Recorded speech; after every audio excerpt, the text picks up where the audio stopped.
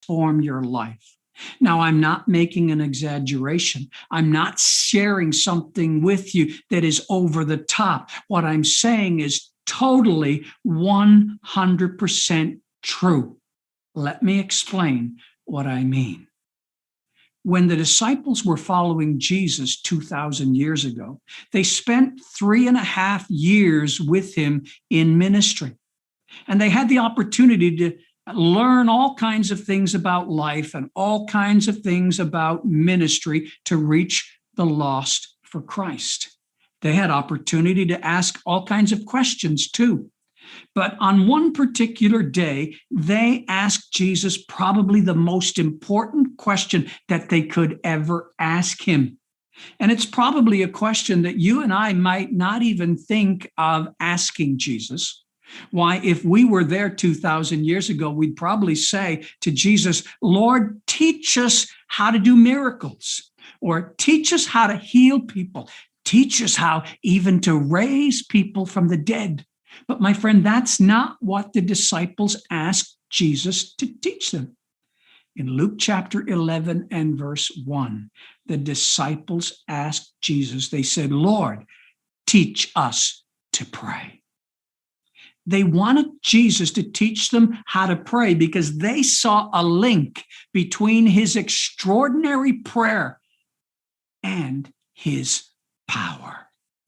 You see, they discovered something that you and I need to discover today. You know, when it comes to our Christianity, a lot of people think about being in the Word. They think about understanding doctrine. And they like to have theological debates and discussions. But one thing that many Christians have a hard time doing is praying. But the reality is that if we want to begin an extreme servolution, we need to get down on our knees and we need to pray more. But we need to pray the Lord's Prayer every day, rightly understanding the power behind it, rightly understanding what we're saying when we're praying. So let's go through it together.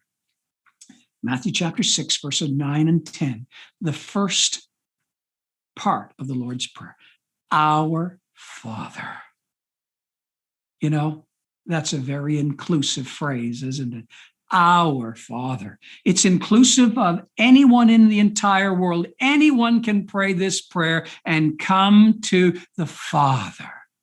And Father kind of is a word that intimates a personal relationship with someone, our daddy, our Father.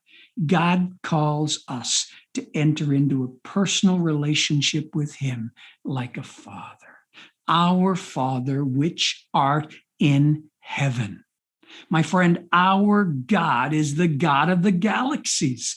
Our God sits on the throne of the universe, yet he knows you and me. He knows our heart. He knows how we long to participate in ministry to others in this world and to make a difference in this world for the kingdom of God.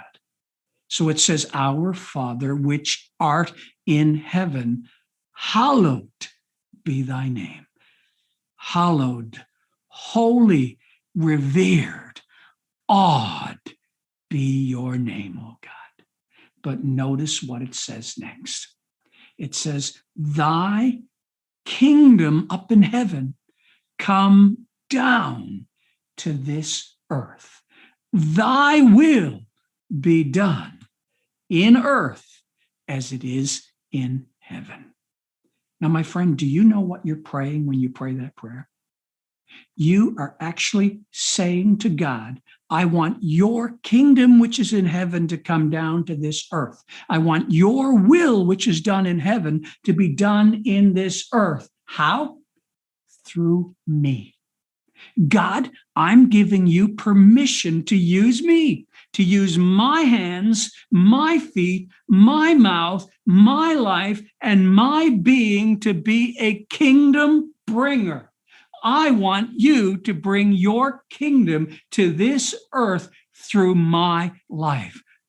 I recognize, God, you're calling me to be on kingdom assignment. You know, a number of years ago back in our church, we led our congregation on kingdom assignment. One of the church members gave me a book by that title, Kingdom Assignment, written by Pastor Denny Bellesi. And I laid that book on the shelf for several months. And then around Christmas time, between Christmas and New Year's, is a time I really like to read something special. And so I started reading that book as I planned for the new year. And as I read the book, I said, wow, why didn't I read this before? We can do that. It's kind of the Nike principle. Let's do it. And so the whole premise of the book was that Pastor Denny Bellesi preached on the parable of the talents. And he really, really, really wanted to drive the message home. And so he handed out $100 bills as a symbol of a talent. And he asked his congregation to pray over the $100 bill, to ask God to guide them to someone or some family or some organization in need anywhere in the world, anywhere outside the walls of the church, and then to appropriately multiply the money, just like the parable of the talents, do an act of kindness, and then to come back within 90 days and to report what happened to the church. Well, I said, we could do that, but all I needed was the money, right? So I went to the finance committee and I said, I would like to have $3,000. And they said, what would you like to have it for? And I said, well, I'm going to give it away. And they said, are you out of your mind? We are $80,000 behind right now in our local church budget, and you want $3,000 just to give away? And I said, yeah, I do. I believe that God is leading me to do this. And so please find the money. And so they went and found the money and gave me 30 $100 bills. And so I preached a series of sermons, a 4-part series called Kingdom Assignment. And during the sermon on the parables in Matthew chapter 25, at the end of the sermon, I invited people to come forward to receive a $100 bill. Now, let me ask you, when was the last time you were in church and the pastor gave you money? Has it ever happened? Well, I can tell you that when I made the appeal, the people that came forward, it took them a moment to adjust. They were like deer in the headlights. They weren't sure what was happening, but after a few seconds, a minute or so, people began to come forward, and we gave away 30 $100 bills, $3,000, and we asked people to pray over the $100 bill.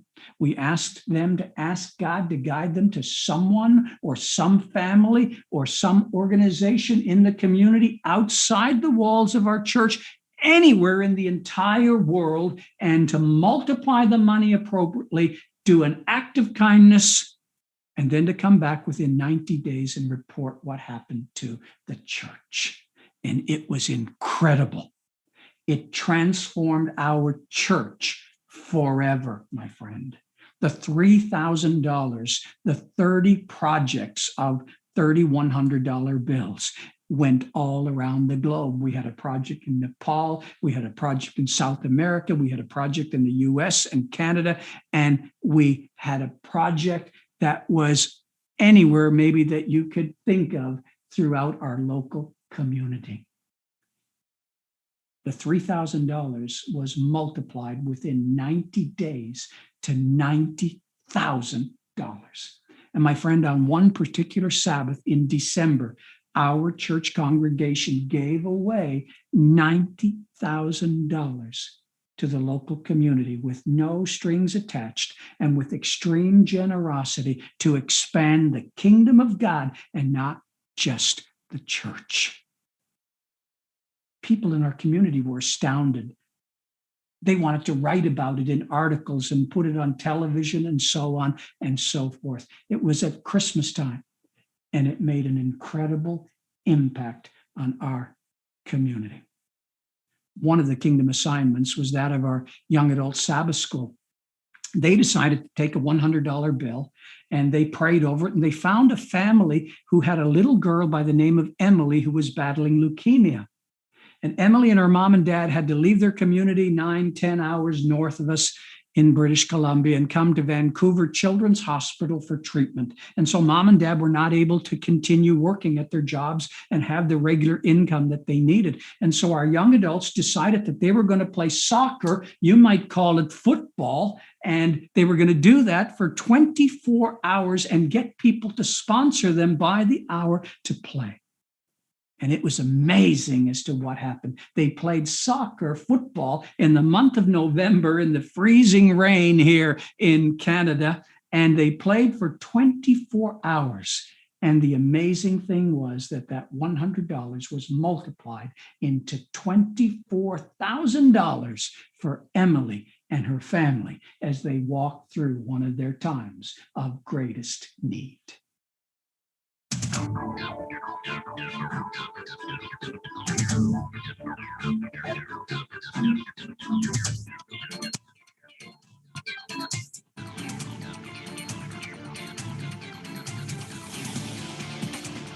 It's not all about getting out of this world and making it to heaven. That's not the message of the gospel of the Lord Jesus Christ. The message of the gospel of the Lord Jesus Christ is to pray to God and ask Him to make heaven come down to this.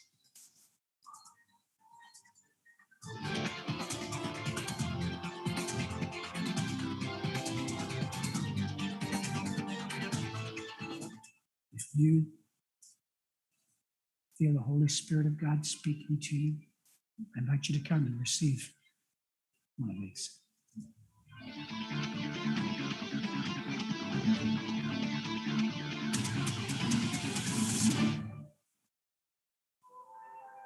I believe that as we pray, thy kingdom come, thy will be done on earth as it is in heaven, there are going to be acts of kindness happen that we've never dreamed of to people that we haven't met yet.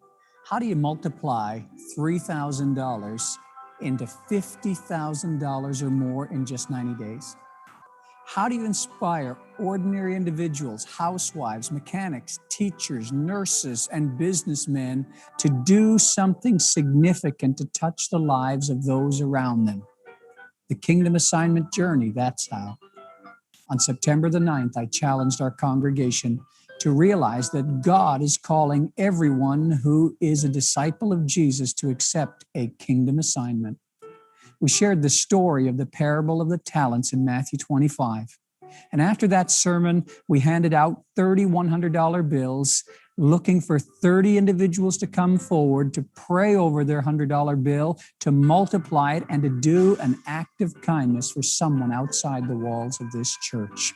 The following week, we challenged 50 individuals in our congregation to sell a treasure that was valued at $100 or more and to bring it back into the church to go towards a community service project.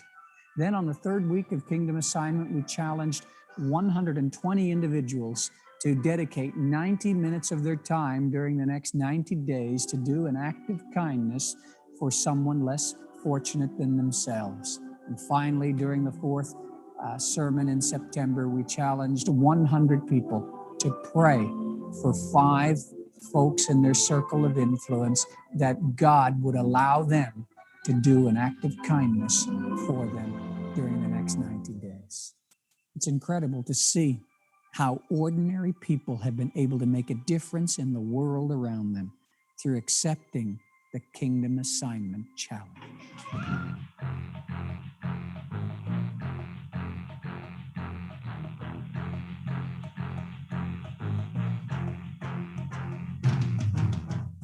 Emily, go! Go, Emily, go!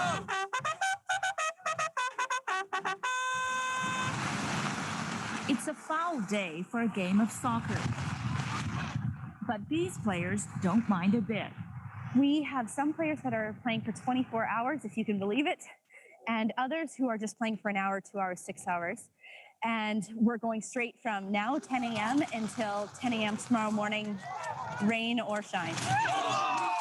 Their inspiration is a 2.5-year-old girl named Emily from Quesnel, who was diagnosed with leukemia in June.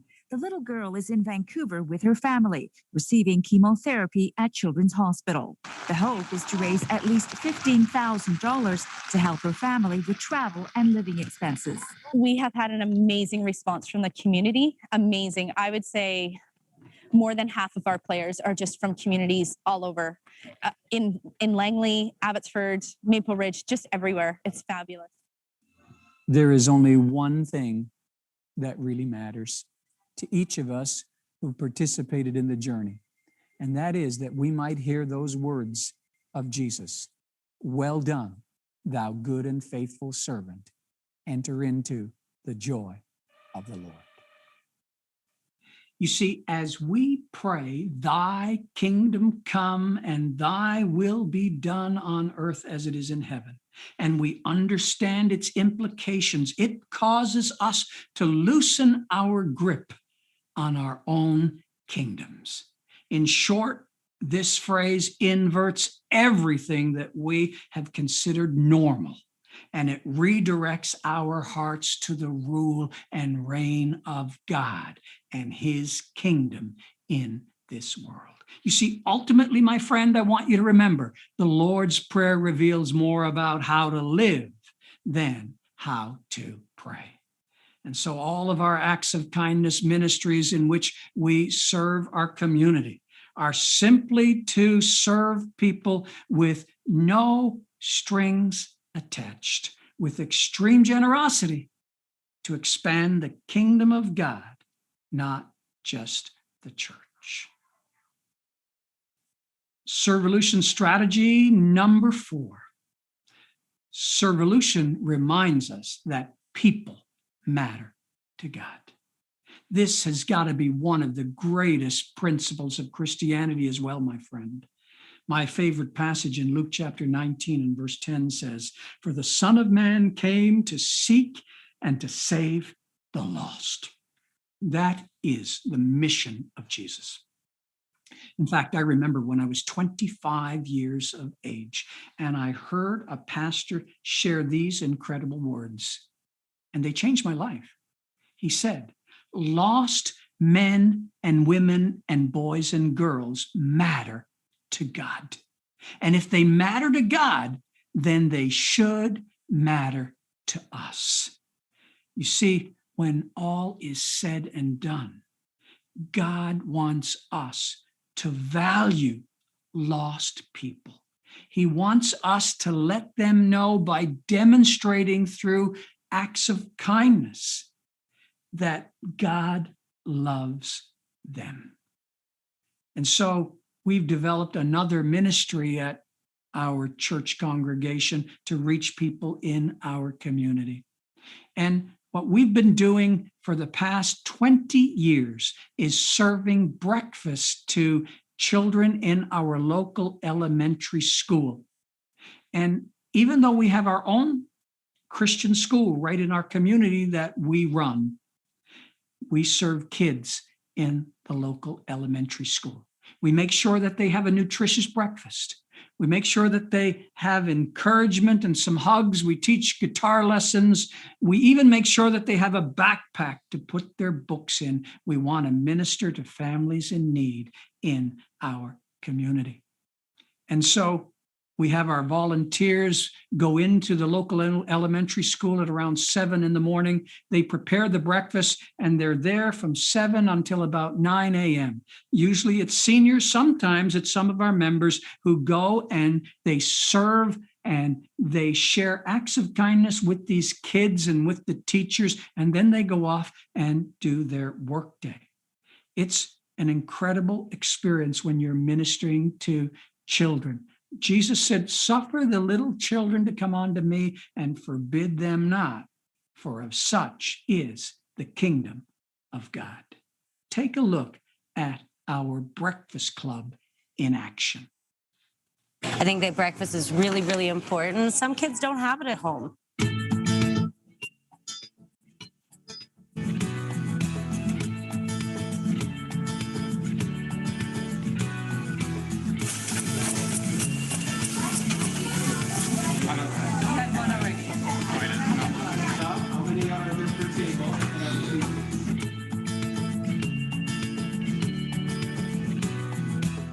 a pretty cool bunch this year. I do. I'm pretty blessed. What bone has a sense of humor? A funny bone. Good job. Go put your name in the bucket. Oh, I think they like me. Yeah. I won them over, I think. But you know what? You win anybody over when you feed them food.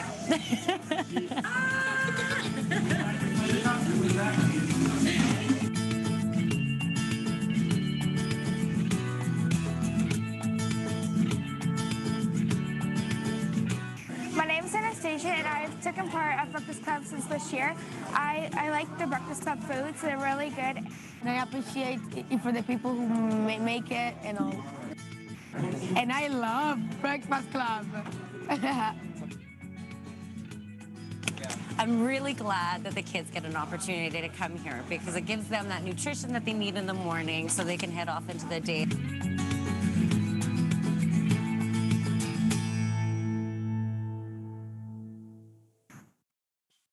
You see, Jesus has the ability to be in a crowd of people and yet sense the need of a single person who's desperate for healing and blessing. Maybe you're in a crowd of people and you're desperate for the love of Jesus and for healing to be demonstrated in your life. Well, the fact is that Jesus knows who you are and Jesus cares. There's not a single person that he misses in his journey because the heart of God sees people in our homes, in our cities, in the cubicles next to us at work, and down the street where we live. And he values every single person as a precious person whom he can't possibly live without.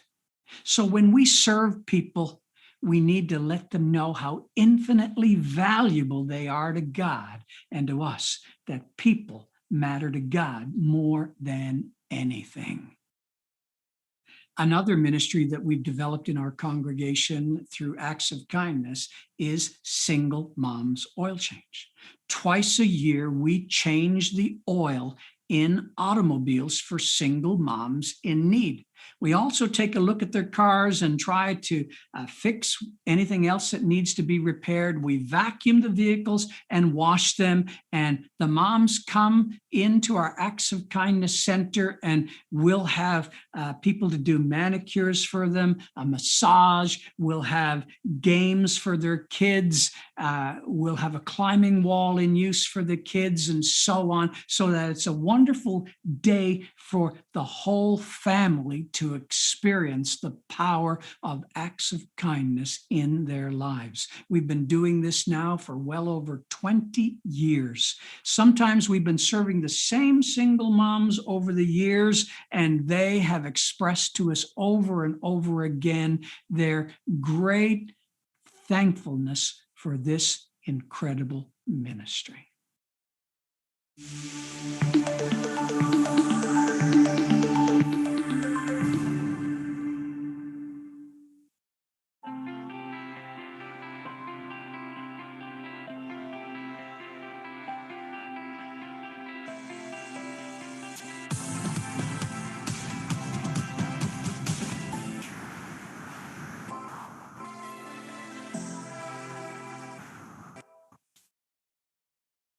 Hi, I'm Marcy, and I'm here at the Single Moms Oil Change.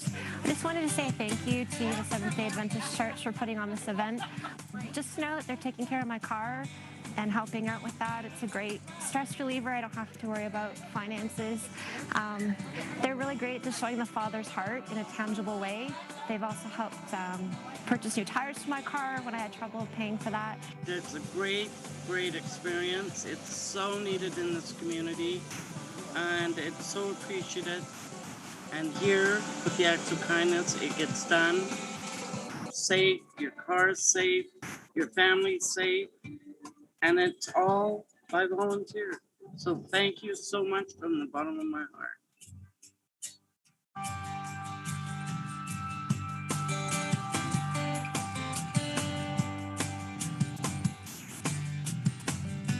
You need some power steering fluid. Take care of that.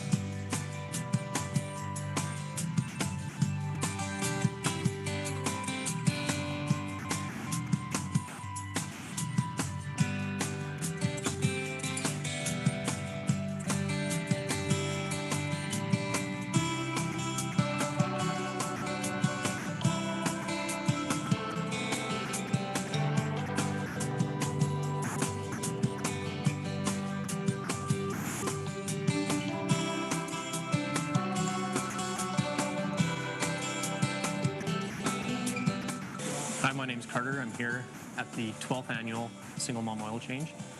And I had the opportunity to come in here and do this today. I think we lost our arrow. I'm really enjoying it. It's awesome to lend out a helping hand when I can. And got lots of cars here today, and yeah, everything's going smooth. So glad I could be here.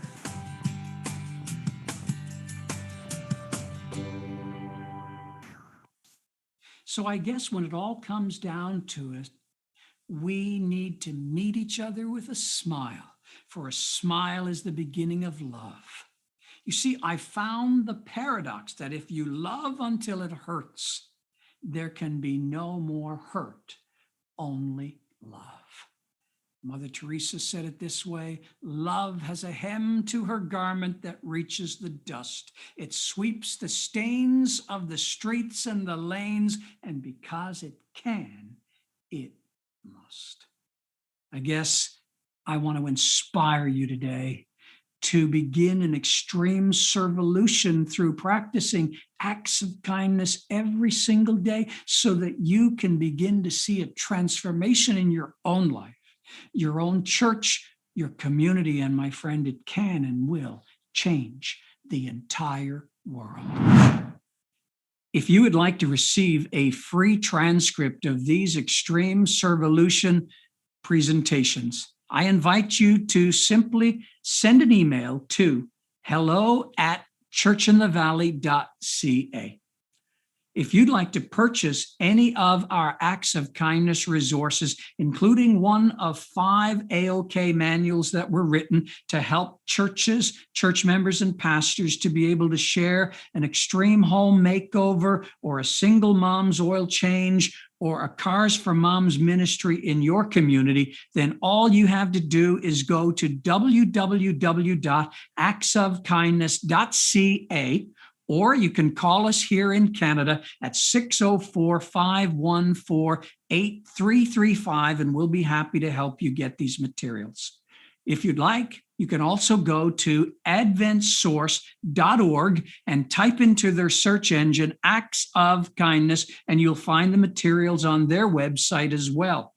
Finally, if you'd like, you can simply call Advent Source at 402-486-8800, and a ministry consultant will certainly help you.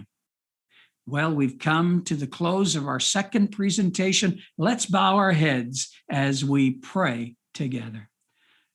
Father in heaven, we thank you that you have sent each and every one of us on a kingdom assignment. And we're grateful that every time we'll pray the Lord's Prayer from this moment on, we'll pray it differently.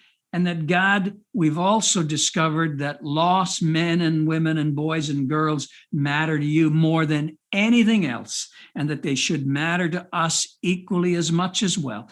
Bless us as we reach out to people for the kingdom of God, we pray. In Jesus' name, amen.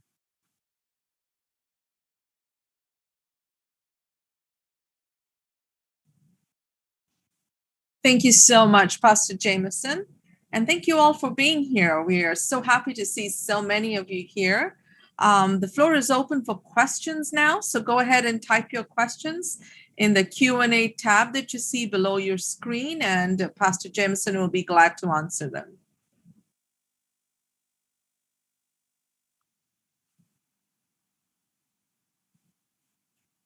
We had one comment, Pastor Jameson, while you were speaking. Manuel Andrea says, Pastor, I am touched. I am a community service leader in my local church, but we do not have such brilliant ideas. Could you kindly share with me these materials to help us establish our Adventist community services? I've added Andrea to our list and also gave her contact information. Anybody else have questions? Here's one. How do we access the video clips to share with our church? I am going to give you a form to fill and my email address, and I'll be glad to share that with you.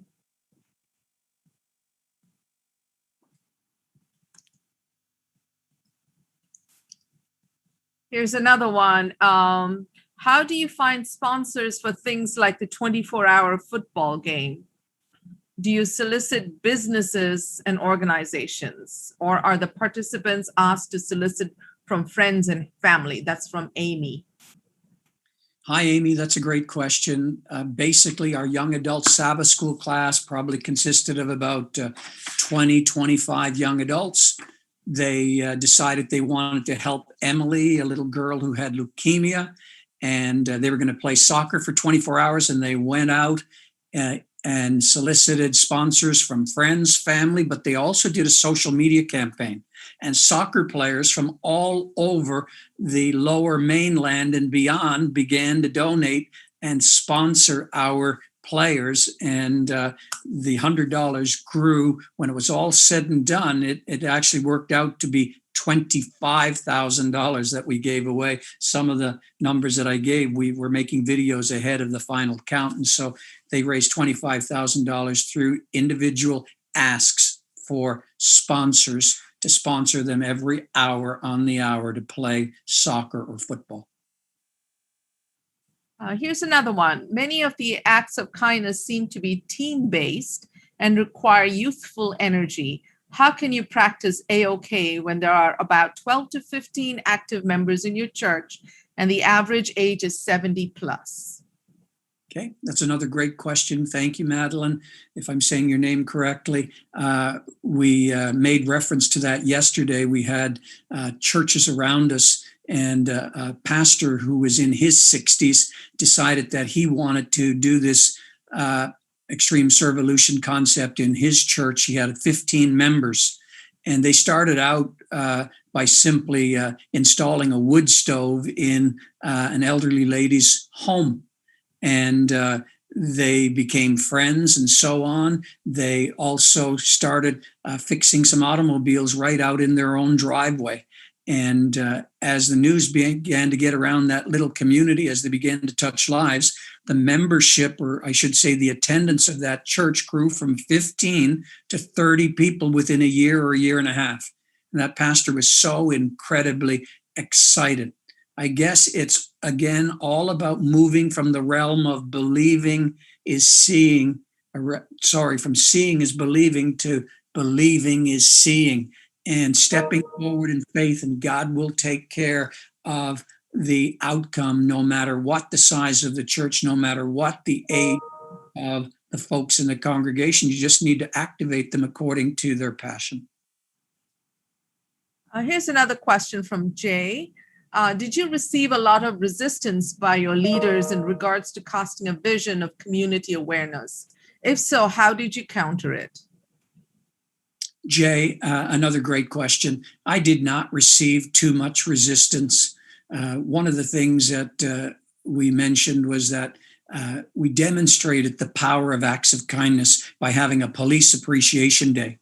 And we asked our members to invite inactive members and folks from the community to come and so on. We invited the police department, local politicians to come and join us. And it ended up being the largest attended Sabbath worship service we ever had, the largest fellowship lunch we ever had. We had so much food left over. We gave it to the policemen and their wives and families to take home with them and so on. And it basically changed the whole concept of the church, and they wanted to do more. They opened up immediately to this whole idea of reaching out.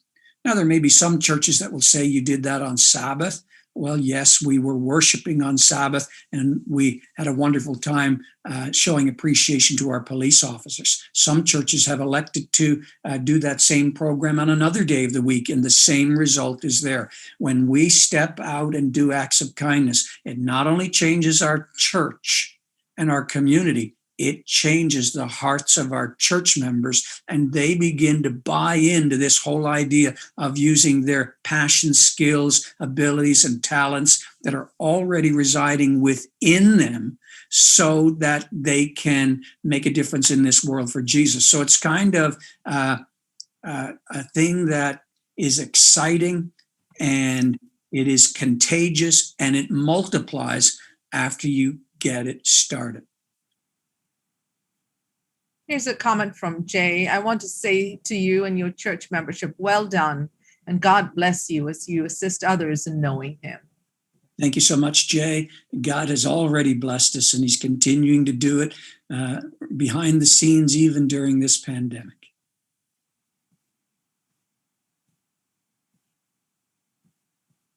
Anyone else out there?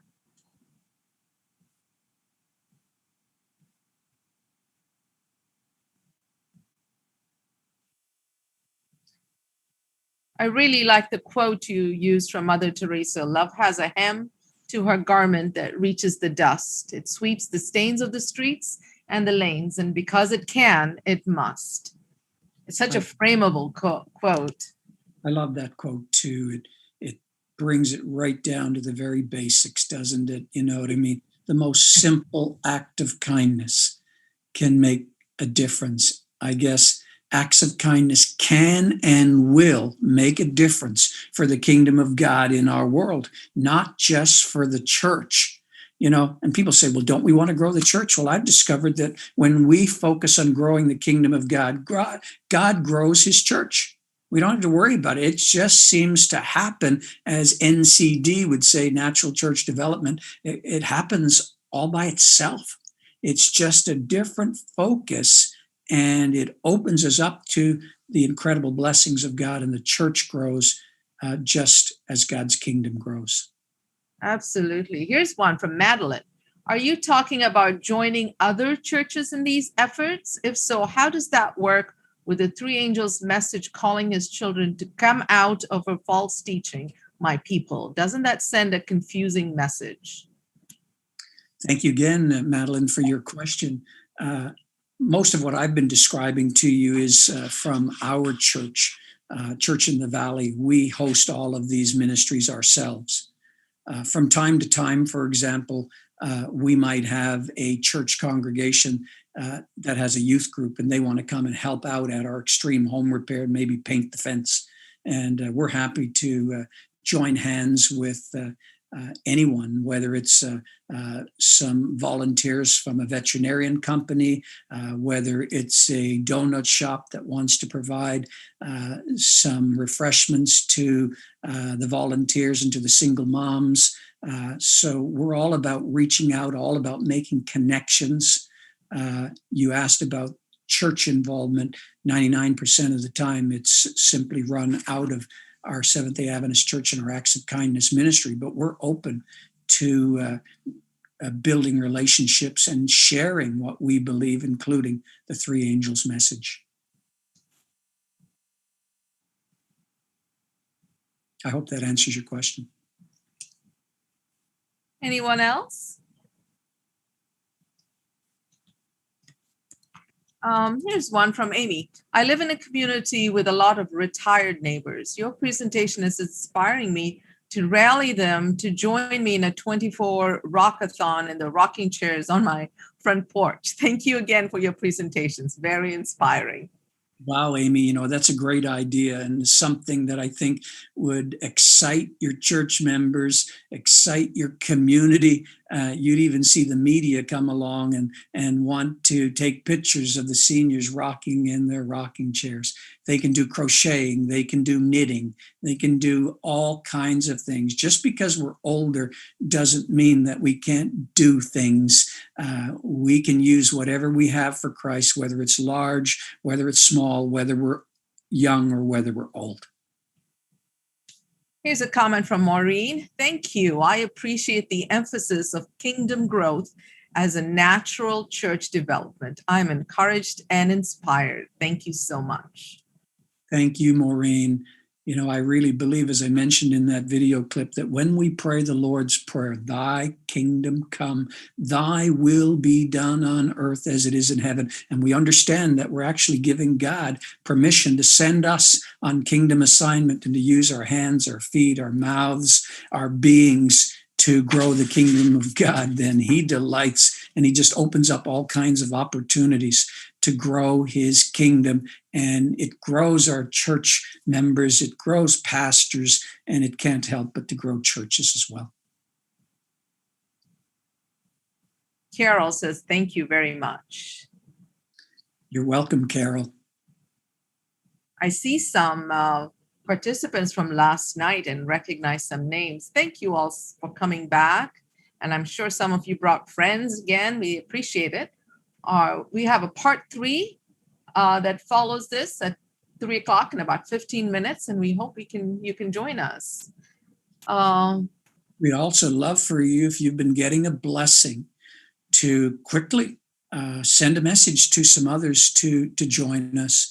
My goal, by God's grace, is to see this go out far and wide, so that pastors in particular and lay people too can be inspired, in a very simple way, to use what they have to make a difference for the Lord Jesus Christ, to see our Seventh-day Adventist churches grow and thrive and prosper as we focus on growing the kingdom of God, and as we simply demonstrate to people that they're extremely valuable to God and to us. And so let people know. And if you want to receive any of the transcripts, you can get on the mailing list. I see some were asking about that. You can send an email to hello@churchinthevalley.ca, and we'll send it to you within 24 hours. If you're interested in purchasing an Extreme Servolution kit or any of the 5 AOK manuals that we have written, that are very simple manuals to take you step 1 all the way through to implementation on a given innovative project, we're happy to get those to you. The simplest way right now is to go to Advent Source and to go to their website and type in Acts of Kindness. And these materials have only just gone up in the last day or so, and they'll be developed even more in the next week. You can phone them too at their telephone number that I mentioned. And you can also go to our Acts of Kindness website next week, and you'll see the opportunity to get some of these materials in your hands. Why are we selling the materials? All of the proceeds are going to our Acts of Kindness program so that we can expand them to grow God's kingdom.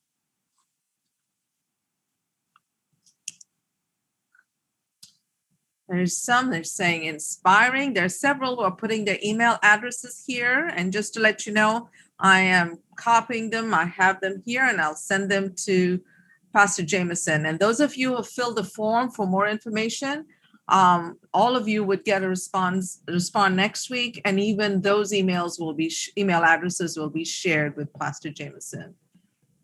Thank you, Philvia.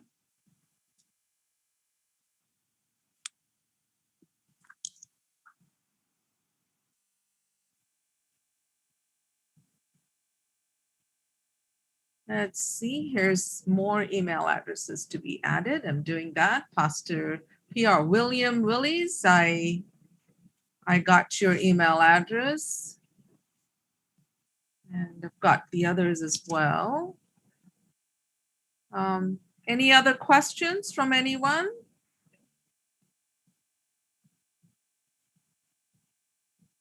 Hi, Jonine. I don't know if I'm saying your name right, but welcome back. I remember you from yesterday and your invitation for us to come to New Zealand. Happy Sabbath to you. It's already Sabbath there, I'm sure. So happy to have you. She says, what a blessing and inspiration you are. This really speaks to my heart. Amen, and praise the Lord. This is all him, and I'm just going along for the ride, and so is our church, and we're just happy to share.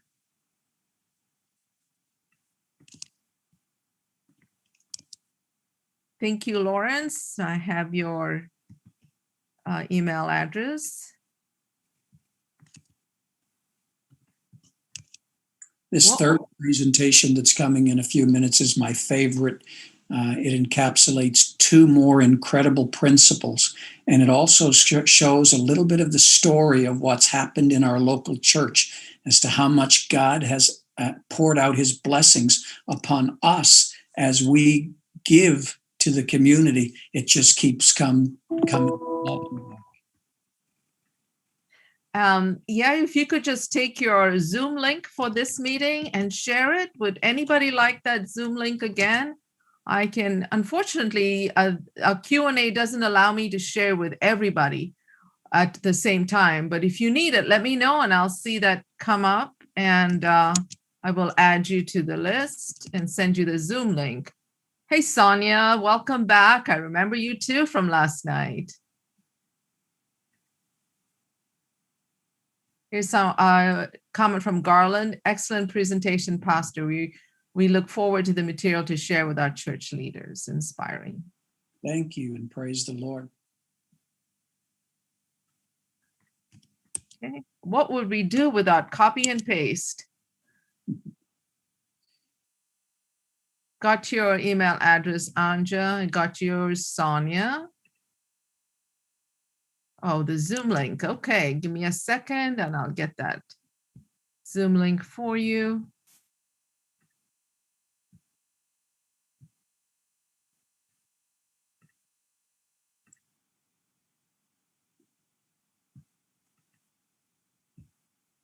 The principles that we've been sharing so far, the first 4 strategies for an extreme servolution.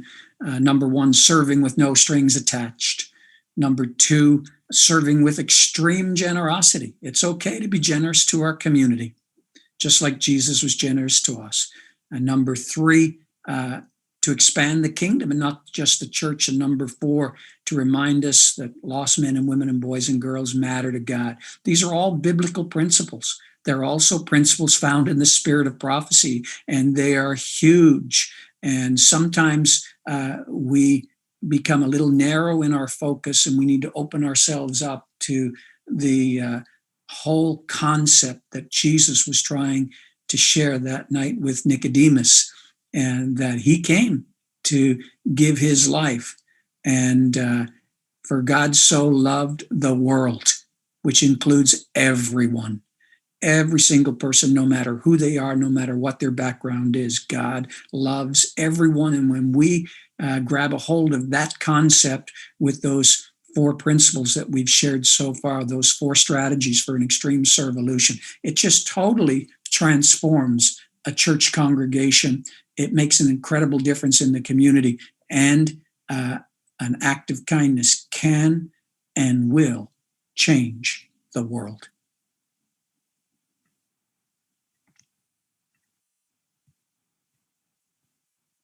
Okay. Let me see. Hope I've gotten everyone. This has been very insightful, Kathy says. Thank you. Thank you, Kathy.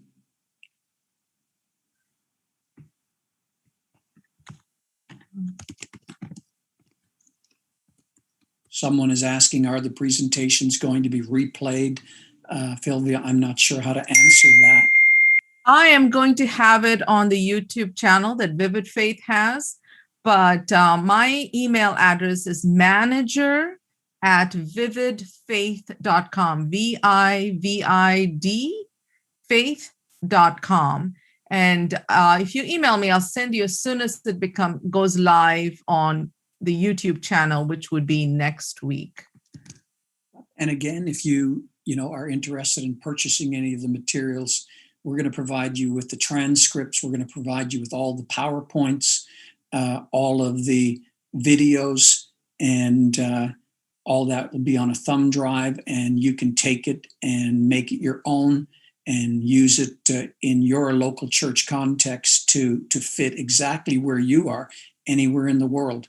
We've also been in the process of translating all of the PowerPoints into Russian, Chinese, German, Portuguese, French, and several other languages, Spanish, and so on. So the PowerPoints and the videos, we're hoping to translate. Probably with the videos, there'll be subtitles in every individual language. We want to work on all of this right away. So it is available to you for you as a local pastor or layperson to take it and to run with it and make it your own. You'd have to go to Advent Source at the moment to be able to get those materials. And the transcript is available for free for English through the church, or you can contact Vivid Faith. But the whole package, there's so much more material. You'll get a blueprint and all the details. That's for purchase on through Advent Source. But if you're just looking for the transcript, contact us through that using the email address, the phone number you saw at the end of the presentation, or by emailing Vivid Faith. It's 2:55 and we need to close so that we can get to the next meeting. Diana, I got your email. No worries. Pastor Jameson, could you close with prayer, please? Sure can. Father God, we bow before you. We thank you for every person who's joined us for this presentation on extreme servolution. And Father, we pray that you'll help us to look at the Lord's Prayer not as a way to pray, but as a way to live. And we pray that as we look out into the world around us, as we are going about our day-to-day activities, that every single person that we meet will recognize them as being extremely valuable to you, God, and therefore they're extremely valuable to us. Bless each and every one of us this day, we pray. In Jesus' name, amen. Amen. Thank you so much, everyone, for coming.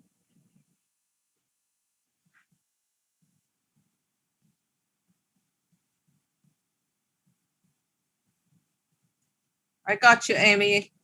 I'll meet with you in person.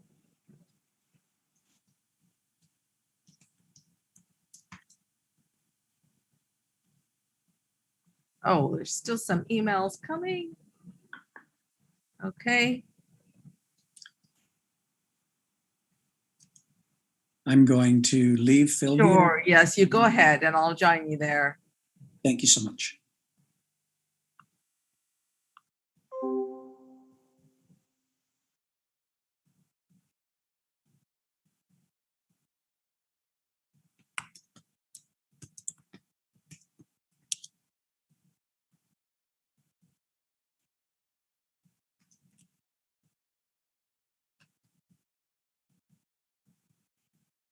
Thank you, Benjamin from Mauritius. I sent you a link. If you want more information, you can complete that form.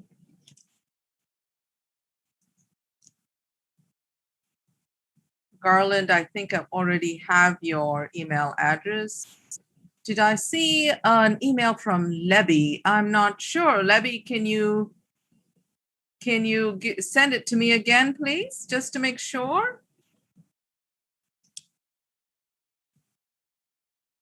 Romel, I got your email.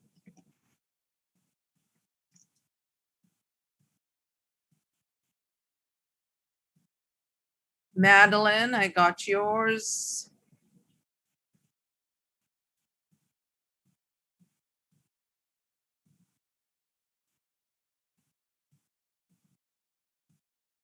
There, I got your email, Lebby.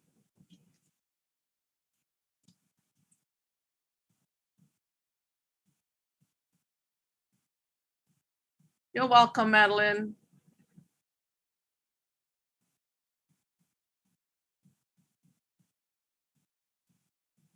Oh, the name of my YouTube channel, I'm typing it's Vivid Faith. It's a new YouTube channel.